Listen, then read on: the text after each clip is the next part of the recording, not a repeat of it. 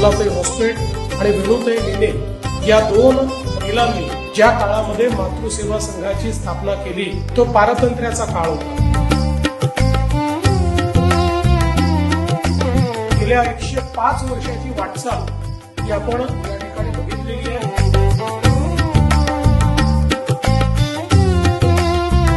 वृक्ष जर आज अभिनव पद्धतीने आपण लावलेला आहे, जशी संस्था ही 100 वर्षापेक्षा जास्त जगली, हा वृक्ष देखील तितकेच वर्ष जगला पाहिजे. असंच उत्तम कार्य आपल्या हातून घडत राहो अशा प्रकारची ईश्वरचरणी प्रार्थना करतो आणि आपल्या संस्थेच्या या कार्यामध्ये ज्या ज्या वेळी आपण माझी आठवण काढाल त्या त्यावेळी त्या कामाकरता मी आपल्या सोबत आहे.